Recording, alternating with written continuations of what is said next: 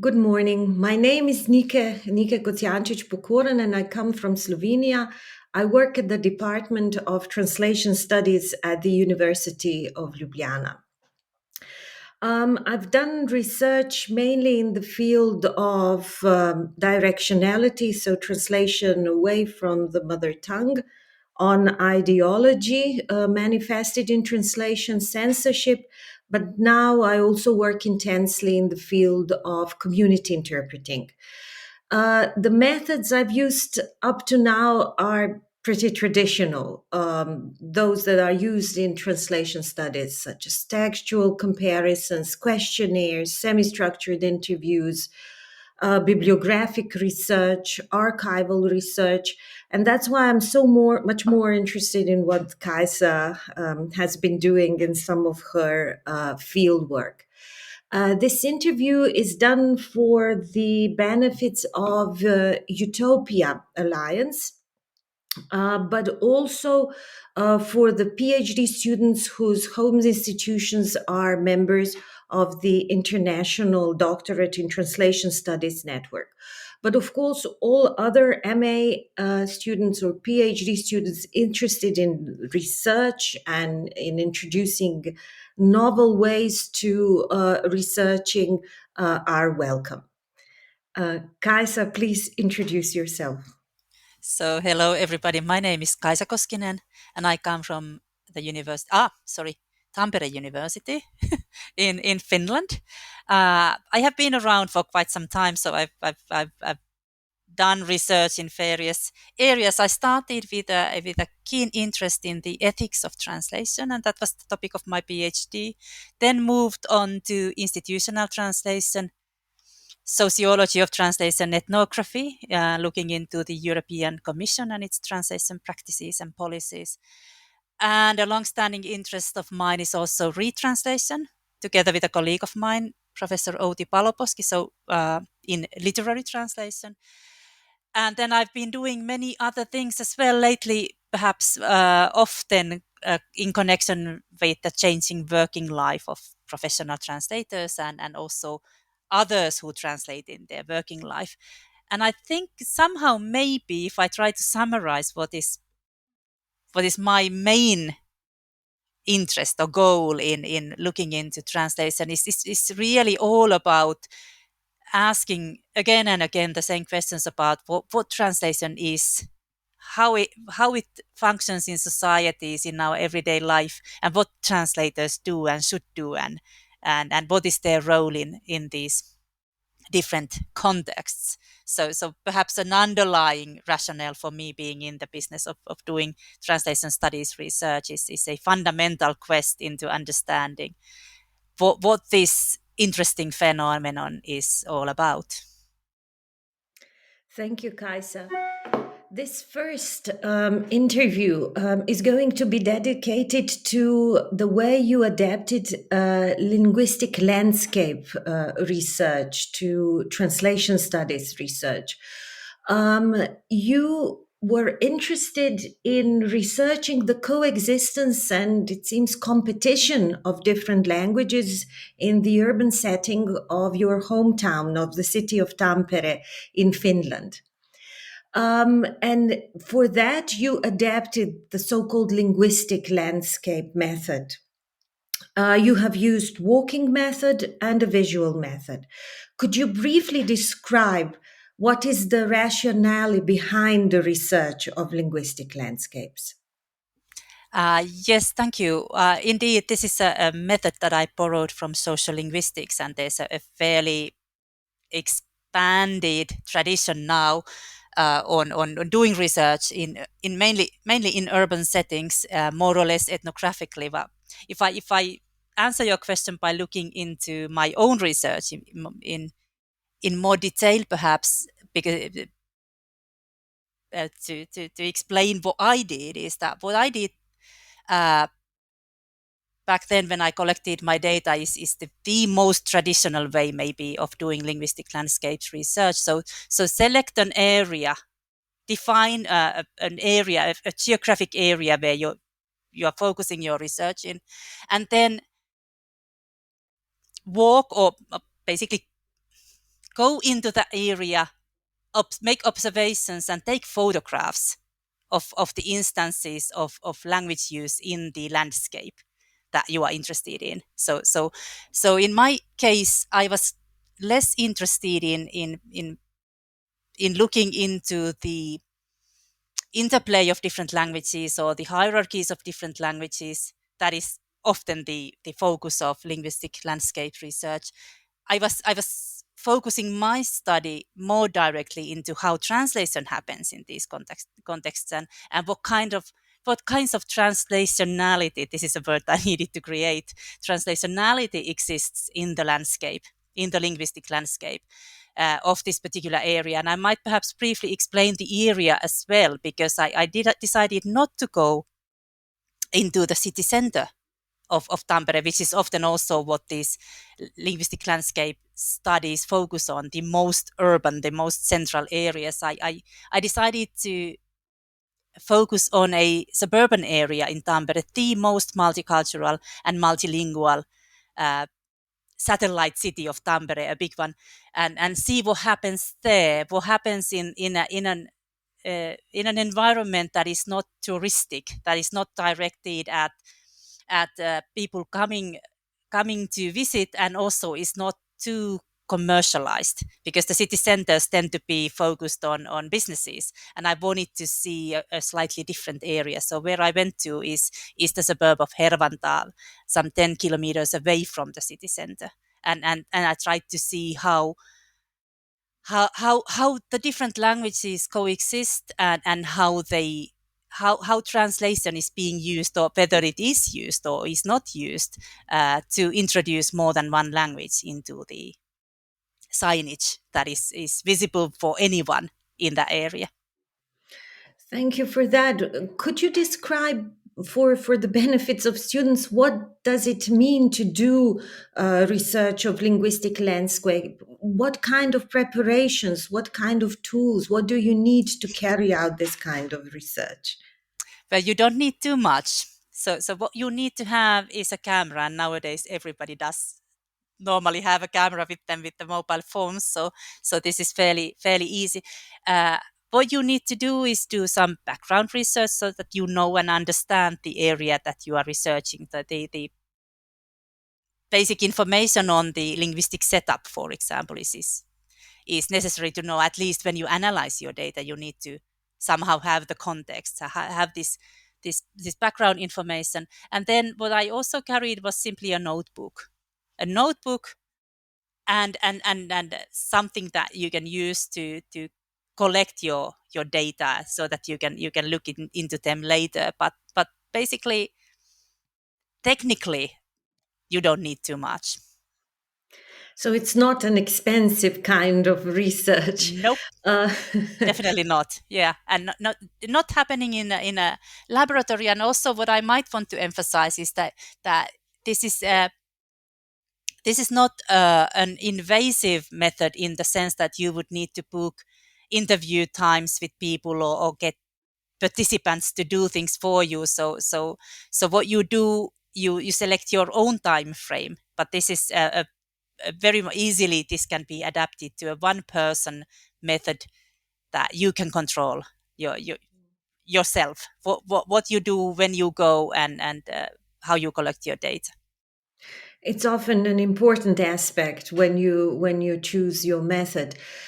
Tell me, why did you decide to for this method and not for some maybe more traditional or more familiar ways of exploring the multilingual characters of a particular area?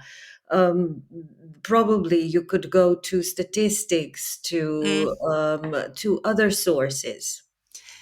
Yeah, it was actually, I'd like to introduce the term serendipity, because yeah, it was a lucky coincidence, maybe, that a colleague of mine mentioned this.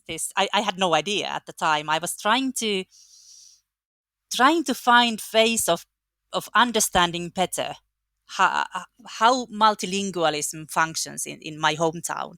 And I didn't quite know how to go about it. And I didn't want to use the traditional methods in translation studies, in particular, in the sense that I was not interested in textual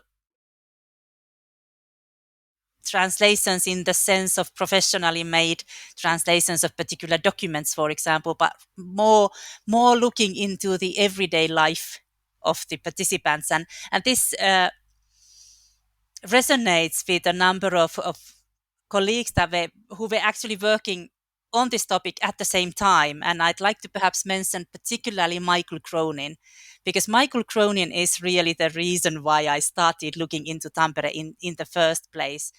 We had him as a plenarist in a conference in Tampere, and I was sitting in the audience when he was explaining this microcosmopolitan approach and how you can look into the everyday life of people, and he had this phrase of starting looking where you are, and it was like a lightning struck. It was like, oh my goodness, I am in Tampere, I need to start looking into the city of Tampere.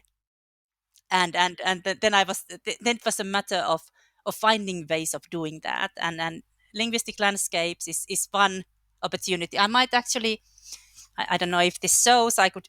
This is the this is now turned around, but it's also in Finnish, so maybe you don't need to read. But I want to say that what I ended up editing is a volume in Finnish that is translating Tampere, which is the same title basically as Sherry Simons translating Montreal, as a different approach a little bit. But I think it was, as often happens, things are in the air somehow. People get interested in the same kinds of topics, and I can, with hindsight, I can understand that Sherry Simon was doing something rather similar, slightly different at the same time, and Michael Cronin definitely was onto this before I was. And linguistic landscapes was a methodology that I found thanks to my colleague when I was struggling to find ways of doing things slightly differently from what had been done before, to capture a new understanding.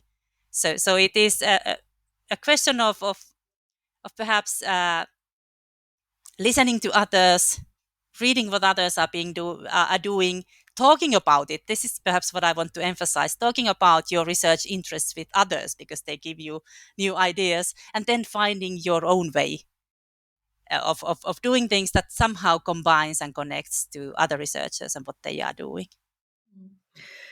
May I link the next question to what you've been saying? So you said that you adopted the role of a student walking around with a camera and As a tourist, notebook. tourist, As a tourist, yes. What yeah, did I say?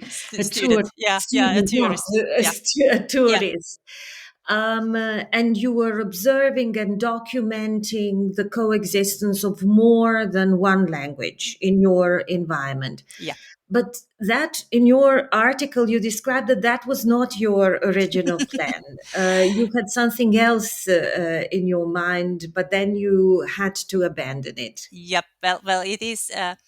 What I had in mind was perhaps more wide-reaching and more in depth. So I had, maybe optimistically, I thought that I would also be able to capture the soundscape, the spoken languages and their interplay. And I did actually get some instances of this, but I soon realized that this is not. It's a different story entirely, and and I couldn't go eavesdropping into people's discussions, and it's invasive in ways that I didn't want to do, and would have been ethically. I would have needed a different kind of ethical vetting process to do a research like that. So if you place posters in a public sphere, you kind of accept that anyone can see this. But it's a different story if you are walking on the sidewalk and talking to your friend. It's so that's something that I realized that I couldn't do.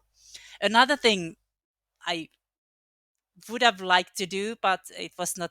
There was time pressure and other reasons. So it would have been very interesting to interview some of the shop owners, for example, about their practices and policies and why their posters looked as they did and why they selected a particular language and not the other.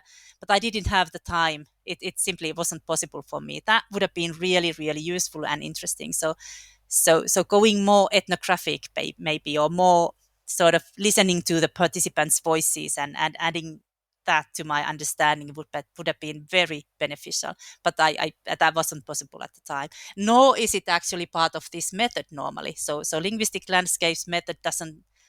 That depends on how you do it. There's, for example, Jan Plommert is using linguistic, or was using linguistic landscapes methods in a very ethnographic way. But in the mainstream of this method, it's not really what you are expected to do. So I stick to the more neutral, objective, observant role, and I did not intrude into anyone's privacy in any way. So that's where the touristic gaze kind of it came about, to explain what I did and what I didn't do. And I think it kind of captures where I entered, the kinds of spaces I entered. So I didn't go to private houses or anyone's private spaces. So I restricted my analysis to the signage that was visible for anyone walking the streets of Hervanta. So it helped me narrow my field.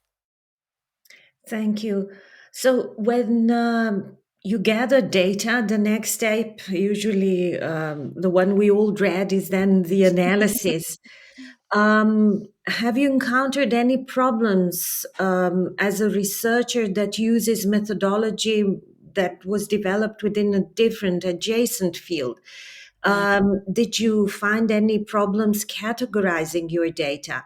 Did you use any programs to help you with that? It was the existing categorization in linguistic research landscape suitable for your purpose? Mm. Good question, important one. Indeed, doing this kind of research from a translation studies perspective, using sociolinguistic methods that are designed for studying multilingualism, yeah, fairly close to what you want to do. So I was pleasantly surprised that I could actually find a categorization existed in the field that helped me one step of my analysis. So maybe perhaps also starting that I didn't use any tools, and I'm not even sure if there are currently tools that you can use to analyze visual data such as photographs. But obviously, because I am photographing texts, I think it would be possible to kind of manually uh, extract the texts from the photos and then use some qualitative data analysis tool to help you. But my data set was not that big, so it was possible to, it was easy to handle manually. Also because I only collected data once from signage that was sort of used repeatedly, like some, for example, traffic signs. You would have the same kind of sign again and again and again, but in my data it was only one entry. So I also I went very qualitative in my analysis in that sense. But going back to the issue of whether the existing categorizations and analytical approaches were enough for me, then at the second step, they definitely were not, because the specific interest of mine was how translation is used. So if you are trying to look into translation, you kind of need to establish that there's this translational relationship between two texts, and then you need to somehow create a system of placing a particular text, giving it the status of a source text, and another text, giving it the status of a target text. And without doing the interviews, without asking, you actually do not know this. You have two sets of texts in two languages, and they seem to at least partially have the same content, but it's not really possible, definitely, to say that one was first and the other one second. So what I ended up doing is creating all kinds of also from previous literature, a set of defining factors that I could use to assume, basically assume that one is the source text and the other one is the target text. So I use typographic means. So if one is bigger and the other one is smaller, hierarchy of them in the sign, it's the one on top is more likely to be the source text, and the one below it is more likely to be the target text.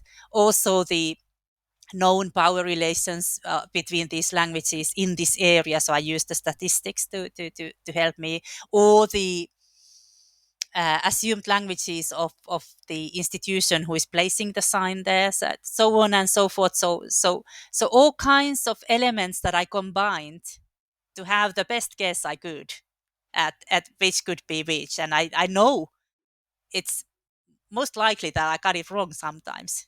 Probably I didn't always get it right, but I'm trusting that with using as many of these criteria as I could, I could I think I can and confidently claim that it is more or less the picture of this area. And I'm not arguing anything definite about a particular sign, but about the overall picture. So this really took me a lot of time and energy to think through. And I felt that I needed to somehow have this, or I would have been unable to kind of operate with most of translation studies vocabulary, because it kind of is built on the assumption that we are talking about the particular hierarchy between two texts. So this definitely was something that I needed to create myself, and I couldn't use and this didn't seem to bother the social linguists at all. They were quite happy talking about texts being translations of one another, and that was enough for them because their questions were different. This question of translationality was not a question they asked, but because I asked that question, I needed to sort my data differently. Thank you.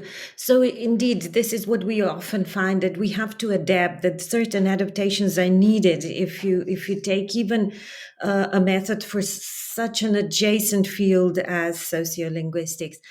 What are the positive aspects of this methodological approach? What would you say? What was for you most beneficial aspect? Perhaps one that I might mention is that it was easy to use. It was doable. That is definitely always a good thing. Methods can be terribly tricky, and data can be difficult to obtain, and this is not the case with this one. Uh, at the time, it was also the novelty. So it was really a lot of fun to even see if this can work, whether this can be used, whether anything can come out of it. Uh, with hindsight, now that I've also used it as one of the examples in many methods courses of what one can do, it is also, it's easily communicated. It's the kind of phenomenon that everyone easily grasps, that there is in this world these kinds of texts exist, and they have experience of it, and they spark a lot of discussion. You can actually, it's amazing how how how worlds open from a sign in two languages, and what kind of background information you can also get from people who are speaking that language in this town, for example, and how particular interpretations resonate with them, or whether they oppose my understanding entirely. So it is it's a good method, or this kind of data is a conversation starter if you want to communicate your research to people who are not necessarily in translation studies, or even in the academia. So it definitely is somehow relatable to others, and also, I don't know, it is a window to the life in this city. It is not a direct. One needs to interpret these things very carefully, and not claim to have a direct causality between what happens in the public sphere and what are the power relations between languages, for example, or their hierarchies or their dominance. This is only one aspect. It's a partial window, but it's an interesting window to how different uh, members of a community who are in the position of placing signage or doing something with signage, how they understand what their target audiences are and who they want to talk to, and and and the choices they make in their everyday life. It is a fascinating area. Mm. Have you identified any negative aspects, something that you didn't like in this approach? Mm.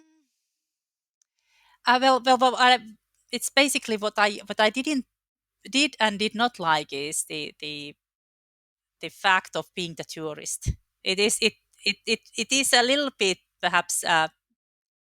I like taking a more ethnographic approach in the sense of getting deeper into the lives of the people. So maybe it's a little bit superficial in that sense, and that might be a handicap.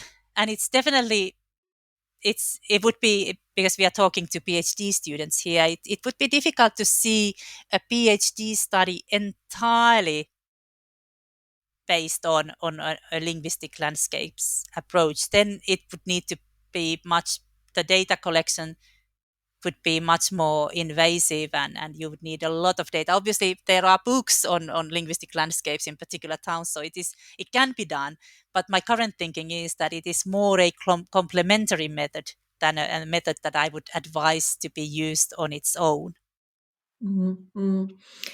If you had the chance and time to do this research again, is there anything that you would have changed in your methodological approach?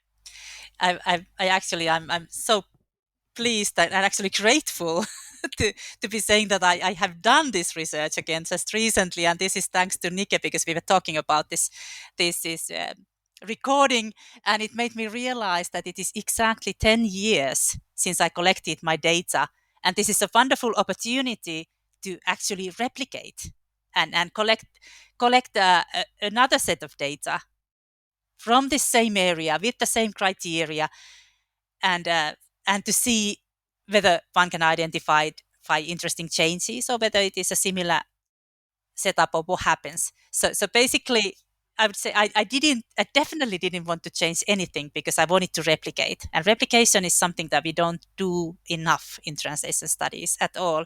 So I now have a new data set. I haven't had a chance to analyze it yet. I've only done one field trip now, and I did 5 for the first one. So I went I went walked the same streets 5 times the previous time, and I need to go back. And also, what one learns in fieldwork in general is that the world never stays the same, and it's always a little bit ephemeral. That the field, when you encounter it, it is what happens there in that particular time, and it can be different from any other time. And in my case, it was uh, a particular day because they had a pop-up vaccine uh, place for COVID. So my data set now is completely different from any other day because there were massive amounts of languages, I think 20 languages, announcing the possibility of having your COVID vaccination today. That is completely changing the scene from previous times. So I need to go back again a couple of times to tone down the effect of a particular incident. But definitely, I really look forward to analyzing this new data set and seeing the differences and similarities to the But it is previous time. the sign of time as well, Yeah.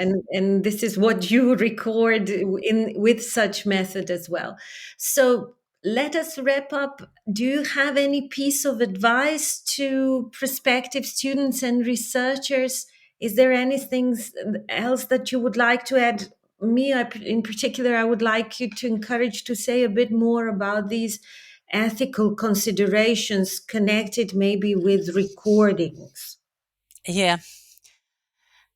Um, my advice, perhaps I'd like to start from a different point, but I'll go to the ethics as well. So my advice to anyone designing their PhD at the moment, so with the possibility of making methodological choices, to be a little bit brave in also taking on methods and approaches that are not that commonly used in translation studies. It can add interesting angles to the findings, and somehow also bring in motivating elements to the PhD student, because it is a long process to complete the thesis. And if you have some elements that are more tentative and that you are not necessarily very much tied to, you can play around a little bit, and that can be both fun and very productive. But as to the ethical issues, they are really becoming more and more prominent in any academic discussions, and you need to think very carefully about what you are doing to other people when you are doing your research, and this goes to any kind of research. And also the documentation requirements have been changing, and the GDPR requirements for protecting anyone's privacy are much more stringent now. So whether you are recording, whether you are photographing, whether you are collecting anyone's voice, whether you are transcribing interviews, this is something that is much more prominently sort of somehow perhaps understood from the start than it was when I started with my PhD and my career. So I think this is something that everybody needs to keep in mind. But I think what I might want to add, this is probably something that many universities are now providing training on, and so maybe all the PhD students have been to courses on this and everything. But I think what I would like to also emphasize is the analysis and the interpretations that you make. That we need to be very, very careful. It is very easy as a researcher, and I say this because of my own experience also, that you start pushing your own understandings and your own interpretations into what the data says to you, what the interviewees are telling, or what the text says that you are analyzing. It is so easy to start uh, adding a layer of forced interpretation because you want to highlight a particular agenda that you may have, although you didn't quite even even admit it to yourself that you had an agenda, but you may have these tendencies. That this is very this easily happens in translation studies, because many of us, myself included, we have been trained as both as professional translators or interpreters and as scholars, and you don't always remember which hat you are wearing when you are writing your research reports. So I think the ethical questions in terms of analyzing and trying to understand what somebody else is doing and how they are behaving is always risky, and you need to be very careful. Thank you, Kaisa, very much for this interview. Thank you for your attention. You can find more in detail describe this method in Kaisa's article in English, Linguistic Landscape as a Translational Space, but as you can see also in a book if you read Finnish. I hope you'll find these articles and this methodological approach useful, and maybe use it yourself as well. Thank you, Kaisa. Thank you, Nike, and thank you for the encouragement to replicate.